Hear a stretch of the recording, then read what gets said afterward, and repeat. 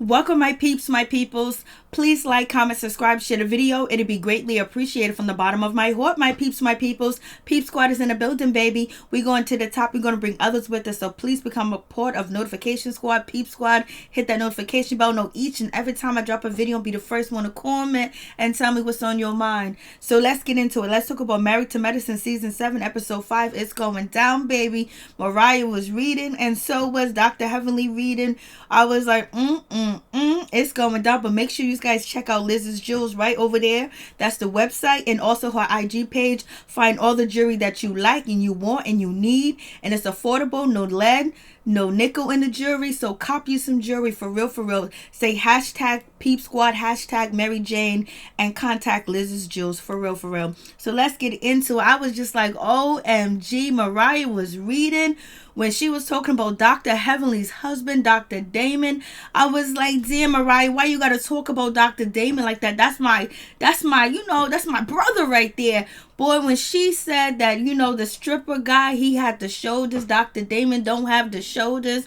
He hasn't seen his penis, and God knows when. And that man, you can see his penis, and it's down there, and it's large, and it's strong, and it's in charge. Then on top of that, the dude got straight teeth. I was like, ooh, that was a read, and that was shade, because Dr. Heavenly is a dentist too as well. Come on, Mariah. I know Dr. Heavenly was talking about your mom almost last episode, but she caught herself, but you went in, so we already know the reunion is going to be lit when they show this clip. I was just like, yo, it's going to be lit when they show that Dr. Heavenly was shading, Quad about this is the reason why your husband left you, because you don't know cheese and crackers go together. I was like, oh no. And then Quad is a cook, you know what I'm saying? She got a cookbook. I was talking about shade, baby. So let's talk about it. So let's get into it. I was just like, yo, it was going down. So yes, Toya is having a lifetime. She's having a great old time. These guys are there. They're posing. They're showing their goodies and their goodies. And absolutely with the pictures, their goodies are long charge and in charge. I was like, oh no, what is going on? But I was wondering why Dr. Heavenly didn't go contact, Candy Burris about, sex toys and all that other stuff, because that's her business. Candy Coated Nights, I don't know. It's called Candy Coated Toys or whatever the case may be. So Heavenly's having a good time. She's enjoying herself. And Eugene knew the strippers was going to be there, but he didn't know that they were going to be dancing and moving around and showing everything, and also lifting Dr. Heavenly up. That man was strong. He picked Dr. Heavenly up. And her zipper came undone. She was like, And Dr. Heavenly's looking at him, and he's looking at her. She's just like, It seems like Dr. Heavenly ain't getting all what she claims that she's getting when she talks about, her husband and how she's always on her knees. She's bending knees all the time, and she's satisfying him. It seems like she ain't satisfied, because boy, she was giddy and happy like a high school teenager, flirting with the man, calling him little boy, get out my way. That's when you flirt, when you say, little boy, get out my way. Because you want to see his response. You don't just move away from him. You let him know that you notice him and he's a little boy when we know he's a big boy. Ooh, Lord have mercy. Dr. Heavenly was just like, Lord have mercy. She was not telling her husband what was going on. She is keeping secrets, baby. Know that he gonna find out because it's on the show. And then we have Dr. Contessa. She is happy. She's giddy. She's drawing it. She's drawing the long in charge thing too as well. Then on top of that, she's complimenting the man like she likes he is a work of art. His body is amazing. He got it going on. She was happy. If she was down there in Nashville, she would have jumped on top of that rodeo. She would have been on that magic stick. Contessa actually looks really pretty here too. She looks actually happy, because she looks really unhappy with Scott. Scott and Contessa are going to be the next one having these problems, because her dreams are crushed, and she's feeling a certain type of way. And she might not forgive him for that at all, and then he might not forgive her for neglecting him and leaving him with the kids and him working all them hours. They could have worked that shit out, but they didn't. And she's over here having a good time. Dr. Heavenly like, Contessa, you better calm down before you get divorced, baby. baby. You don't already having problems in your marriage. What are you doing? Contessa is giddy, boy. She is happy. It don't seem like she's been doing it. Then Dr. Heavenly is being shady. She is telling Buffy, does your man got something like that? Is your man working it like that? Is your man that size? Do your man compare to the size of these guys out here? Basically dissing her man because he's Caucasian and assuming that he got a small penis. He looks Caucasian. I don't know. He could be Spanish, white. I have no idea. But anyways, so Dr. Heavenly was being shady over there because somebody asked her how big her man penis says. She would not be happy about the situation. But yes, Buffy handled it like a G. She was like, I've been together with my man for a long time. So, you know, he's doing what he do. It is what it is. And then none other than Dr. Heavenly, she gets picked up by homeboy. She said, boy, move out my way. Get your little butt out my way. He picked her up and carried her. Her zipper was down. And she was like, oh, Lord, a man to pick her up. She probably haven't been picked up by a man in a decade, boy. She got picked up. He lifted her ass up and she realized, damn. Mariah was like, look at this situation. Mariah's like, what about if I took a picture and send it to your husband? How would he feel, a naked man picking you up and putting you on top of his shoulders? And I don't know if Mariah took the picture, but it don't seem like she did. But she it looked like she did. But she took a picture of some other things. And this is Mariah being shady boots in this situation. Talking about Dr. Damon hasn't seen his penis and his teeth ain't straight. And he ain't got no shoulders. He ain't got no upper body strength. But that's all right. He got a brain. And he opened his own sports surgical center in Atlanta. In Georgia. Or wherever that. So it is what it is, but she was reading and she was being shady and she knows it. She knows it. And she was looking good being shady, but when it comes back to bite you, Mariah, I don't want to hear it. And so now we get to the situation with Buffy. Oh no, you know, Buffy wants to say hello or say what's up to Toya. Toya done been drinking. She's been having a good time. She should have just said happy birthday, Toya, and moved on and keep it moving. But no, she want to get in a conversation with Toya. And this is Toya's party. And Toya got disrespected at your party and embarrassed. And the word on the street is that it was a setup that Jocelyn was going to come after Toya anyway because she don't like Toya. She like the other ladies, but she don't like Toya. But it is what it is. Whatever Jocelyn did, I don't know if she was hired to do that. I don't know if it was a moment for her to create for for real estate, taxes queen, you know, Buffy, to basically create her moment on the show, to get her initiation, to show the producers that she's worth being on the show. She can bring quality drama to the bull crap, you know what I'm saying? But anyway, she's just basically saying, what's up, Toya? You know, I didn't disrespect you. I didn't try to come at you like that or anything like that. And Toya was like, nah, yo, she called me a B word. She called my husband a B word. She called me a whore in front of my husband. You gonna take me on a spa day and give me some of this, some trinkets and stuff like that. Do I look like a cheap date to you? Do I look like I accept your apology or believe what you saying? So Toya is in her feelings like Toya do. Toya has a reason to be in her feelings. And then Buffy was like, hold up, wait a minute, girl. Who you talking to? I didn't do that. I had your back. Even when Contessa called your husband a big ass B word, I had your back. I was there for you.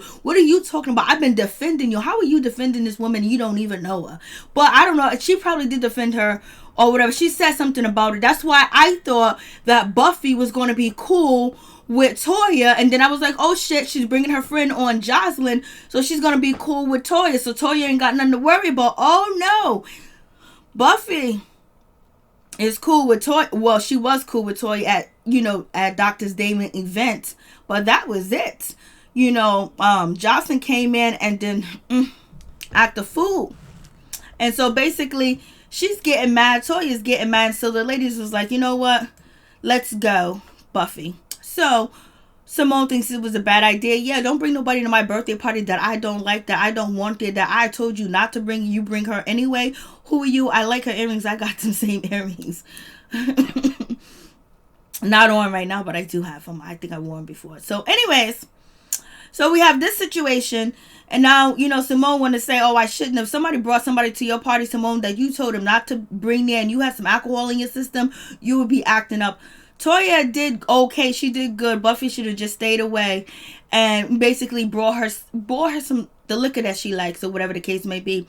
So they gonna carry, you know, tax lady Buffy out the building, let her go, let her, just cool off. So they're talking to her basically. They're just saying, just give Toya a chance. But so now we're going to see Buffy and Toya going to be going back and forth. Toya got an enemy to beef with because right now her and Contessa are cool at this point. And Toya's cool with Simone, but it could have been a setup.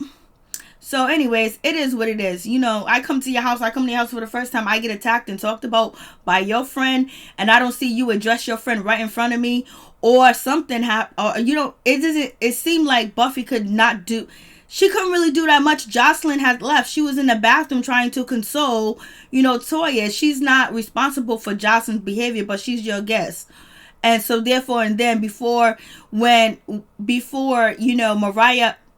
had to call Toya, let's go to the bathroom before things got out of Ray. Buffy could have stepped in and said, yo, Jocelyn, don't disrespect my guest. Basically that's her opinion. You have your opinion. Don't talk about her taxes. That's a low blow. She didn't address Jocelyn in front of the cameras when we were watching. So therefore, Toya feels like she was set up. She feels like it was wrong or whatever. So, but what's her name? Buffy could be in a clan. She didn't really set anything up, but I don't know what the case is, but it just seems like it was mighty shady. She was laughing and grinning and wanted them to go back and forth, and she wasn't going to get into it. When you invite somebody to your house that is your guest for the first time second time that you are meeting, and you got an old friend that been out here in these streets doing the most, and she gets out of pocket, you got to address it right then and there so people won't think it is a setup, but whatever. It is what it is. So Toya meets up with her husband. She meets up with Eugene, and basically Eugene was like, some of the husbands are not happy with the party, with these guys all up over the place, shaking it, dropping it, picking up women, lifting up women, and the whole nine. They feel a little bit perturbed about the situation. You did way too much. I thought these guys was just going to sit and stay in one spot with their penis just dripping. So it is what it is. But Eugene's a fun sport or whatever. He let Toya do what Toya need to do. And plus she didn't spend a lot of money like she used to throw them parties. Like none of them has been throwing them big ass parties like they used to, like when the show first started. But we find out that Toya and Eugene, they need to move ASAP because their house that they're living in is about to be rented, and so they got to move into their new house, and it ain't ready yet, but they got to do it anyways, and they don't want to stay in no hotel and blow any more money that they don't need to blow, baby. Look at them with that Starbucks on the table. And so then we have Dr. Jackie and Dr. Simone. They meet up, and we find out Dr. Jackie's writing a book, and it's called Queen Bee, and she's gonna be talking about sex and doing all these other stuff. But she ain't no freak. She ain't a freak in the sheets. She ain't a freak in the bed. She ain't a freak out. She write a book about how to stay away from your man, how to dodge your man. Because remember, Dr. Jackie was working her ass off. She was working so much she wasn't even seeing her husband. He was begging and crying to see her. He was pleading that he went out there and got him some. But you know what? She could do whatever she wants to do to Curtis. Curtis should had allowed her to adopt a child. I think Dr. Jackie will be more happy, and she wouldn't have that resentment that she does have, because she can afford to adopt a kid. She can adopt a kid. She can hire help and the whole nine, and Curtis denied her that. So, or she waited too long, but she wanted to adopt. So anyways, they're talking about all types of toys and stuff to please yourself and make yourself happy. And that's going to be a part of her book, that she need to test out some toys and work on some toys. That part of the book people should skip, but the rest of the part they should, read. Because we ain't taking no sex lessons from you, Dr. Jackie. But she kept her husband for a long time. But we don't know how many times Curtis and cheating on Dr. Jackie. But We'll take your educational knowledge and your background and your schooling, your experience with women's health issues and cancer and diseases. We'll take you up on that all day, and how to be healthy and eat the right food and stay fit and stay in shape. Yes, but sex, no. We'll take your advice on STDs and stuff like that, pregnancies, but sex, no. So we get to find out that Dr. Simone and Curtis are actually going to have Dr. Simone and Cecil are turning their old house that we watched their kids grow up in into an Airbnb.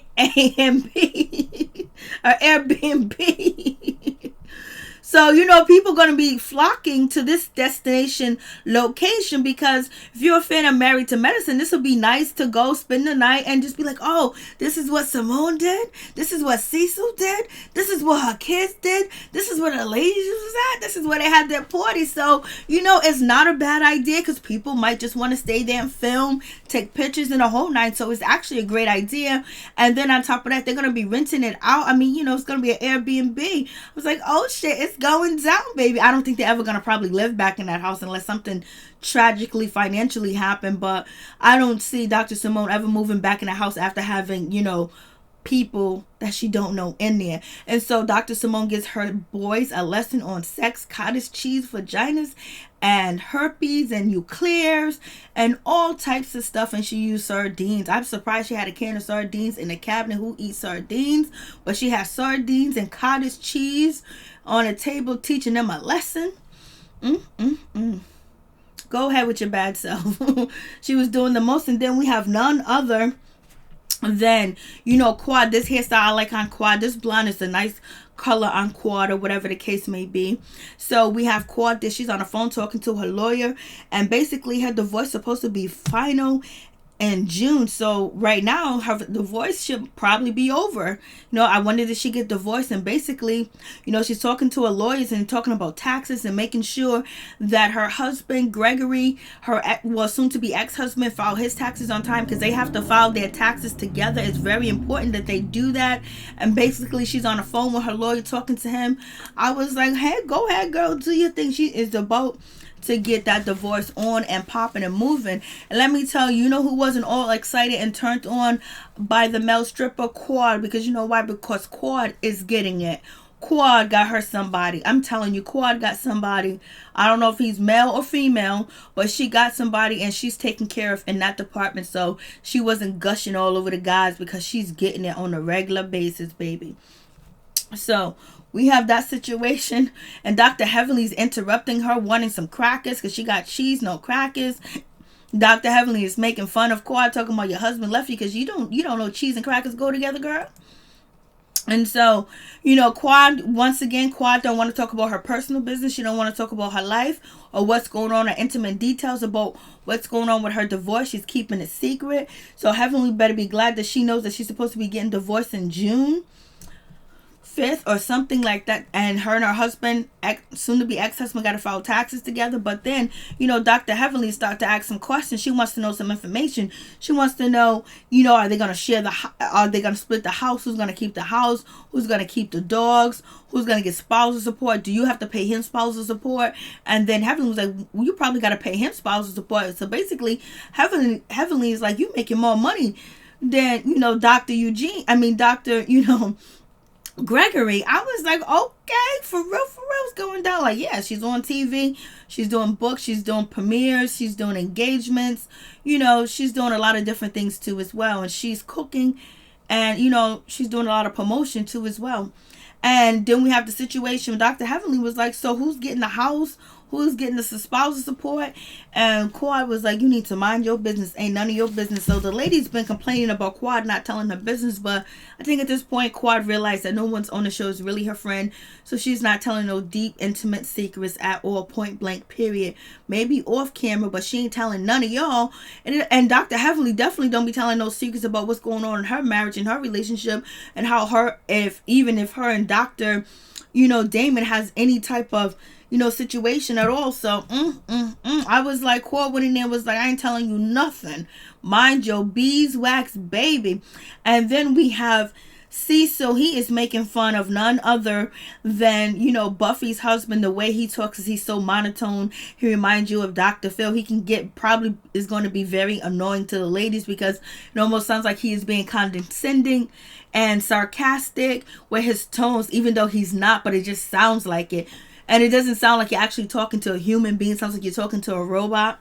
You know what I mean? So we have that situation. So we're going to see what happens and what's going to go down with that situation. So the guys all hook up. And basically, they asked, Dr. David, psychiatrist, what's going on with you? And how's my wife and Toya doing? And basically said they need some more time apart. They need some time apart. He does sound quite quirky. And I don't know, it just sounds bad.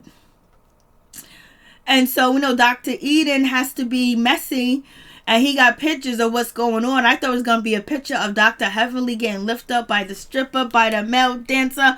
I was like, yo, for real. I was like, yo, this is going to be beef. Well, it's going to be beef anyway because Mariah went for Dr. Damon. But no, he doesn't have the picture. He has the picture of these ladies doing it. They look turned. Mariah smiling. Simone looks turned up. And this dude got his tongue hanging all the way out his mouth. Lord have mercy. What we gonna do with your tongue, son? What are you doing with that tongue sticking out like that? Oh, Lord, have mercy. Help me, Lord. And so Dr. Damon finds out that his wife was at an event, at an engagement at Toya's party where they were naked males and they were painting them and the males were prancing around, and his wife got picked up because Scott dropped a dime on Dr. Heavenly. He's feeling a certain type of way, but he ain't angry. But now he wants to get back at them and throw a real party and have the ladies come through. Because you remember last year when Cecil threw a party in the basement, they had the lady bartenders. You know, Dr. Damon was close. He was talking to the ladies. He got a nice personality. He's a surgeon, you know what I'm saying? And personality too. So he's thinking about having a real party, have some real Magic City come through to these guys. I was like, yup, and Dr. Heavenly's going to be there with that butcher. And so he's feeling kind of embarrassed a little bit because, Dr. Damon doesn't like his personal life or their sex life. He doesn't like when Heavenly talks about sex or any type of sex stuff to be on camera or on TV. It's just like it peeves him out. Like he cringe when she talks about sex or talking about doing anything romantic with him. He doesn't like that public sexual talk. And so Dr. Jackie was like, you better tell your husband what's going on, because we find out Dr. Heavenly didn't even tell Dr. Damon what was going on. She just kept it a secret like it was going to skip by. But maybe she was creating a little bit of drama because there ain't going to be not much with her and Damon. But if he get them strippers, it's going to be crazy, baby. So she didn't tell her husband anything. And Dr. Jackie picked her up. Dr. Jackie was like, come take me to the dildo shop. Come and take me to the stores. Come and take me to the toy store, baby. I need a ride. I need you to drive because I don't know what to do with myself. So she's at this adventure and she's looking at toys, and we find out they're going to be taking a road trip to Savannah, Georgia.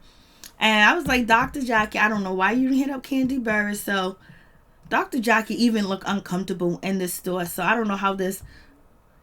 She might as well just interview a freak or someone that is sexually comfortable with their body and sexually in love with their body too as well, and sexually able to please somebody, and sexually able to go to the top of the mountain by themselves or with somebody else to interview for that part of her book.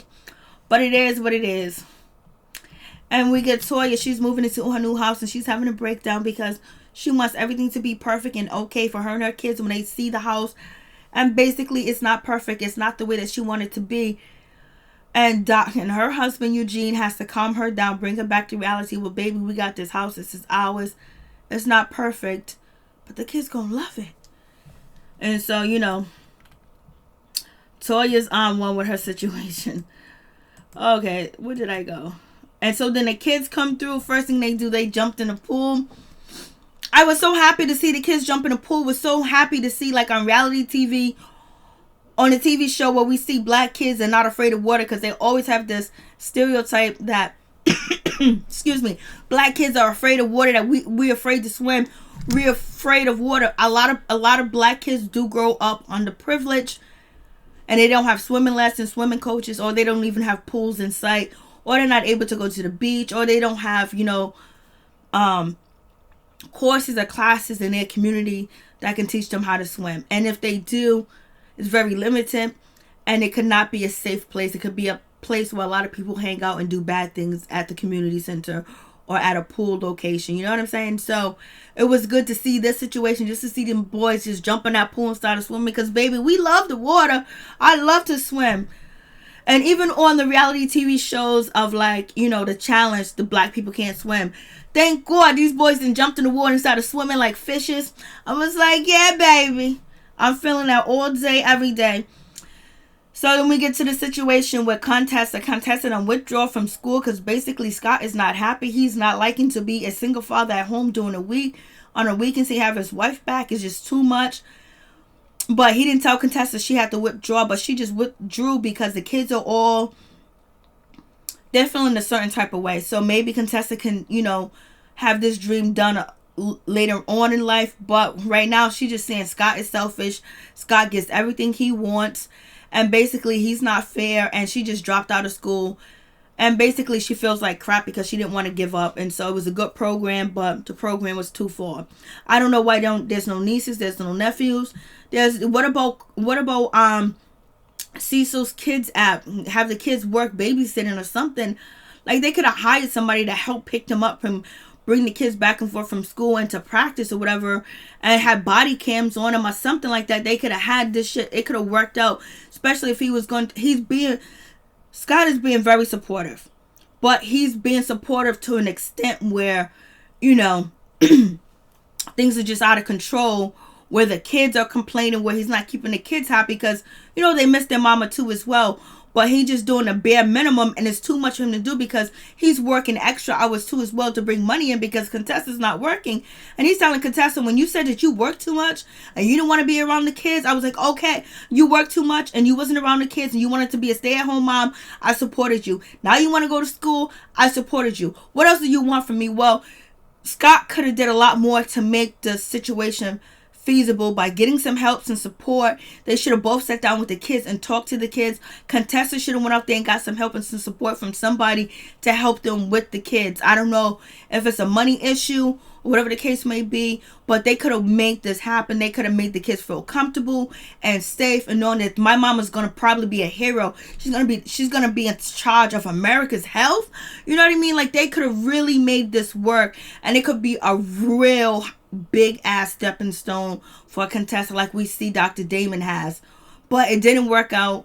It's just too much. The kids are too small, and Scott is tired. But she feels like Scott didn't put his all into it, and the way that he was handling the kids, they were only going to yearn and want her more. So I think it could have both worked out. They actually would have planned this. They actually would have the kids tablets where they can contact the kids, build a schedule for the kids with the tablets, have, special people come and pick up their kids and drop them off, and basically have a tracker, just like when I can be here, and then, I can look at my house in Florida and see what's going on in the house. You know what I'm saying? I could be able to see that too as well because you got a security system. You have that on the phone too as well. They could have made the situation work too. It could have happened. But anyways, it didn't happen. She dropped out. And basically, she don't want her marriage to be over. But I think she's going to resent him. And he's going to resent her because he feels like he can't be a single father. And this is not what he signed up for. And this is not what he wanted to be. And he feels like he supported her enough by doing what he did. And he can't do it another year. But I think the lack of communication between both of them and the lack of problem solving skills between the both of them made the situation derail, because it could have really worked. It could have really worked. I mean, like, you're going to have to, Contessa would have to be beyond what she does when she gets home on the weekend, run in there, take care of the kids, do this, do that, go and, tie Scott up, take care of him, this and that, run around, do this, blah. I mean, they could have made it work, and he could have been more, emotional and more with the older kids, because the little girl, she said, Daddy's the best. Daddy spoils me. The older kids was like, yo, I don't need him to help me do my homework. So it didn't work. So it is what it is. So we're going to see if they're going to have, marital problems. They already have marital problems. But let's see if it's going to get out of hand. And Contessa's feeling a certain type of way, but she didn't really plan and prepare this. And Scott feels like that Contessa is running and she's trying to achieve a dream that she don't even know if she really wants to achieve. And maybe she's being detached from the kids. It's possible that she's becoming detached. But if she quit school, she's not detached. She's back with the kids because she heard what they said. And she's home, but she's not going to be happy either. And then, is she going to go back to work? What is she going to do at a time? Is she going to be... That's going to kill her if she's staying at home and she's not working and she's just, running around with the kids. She goes, okay, I'll be the one picking up the kids. I'll be the one doing this. I'll be the one doing that. Or whatever the case may be. So, she's feeling like she ain't being valued at all. And so we move on to next episode. Basically, Mariah is like, you saying that you saw me do drugs, that is a lie, Quad. That is a lie. And Quad ain't saying nothing, but I think Quad said she did see her.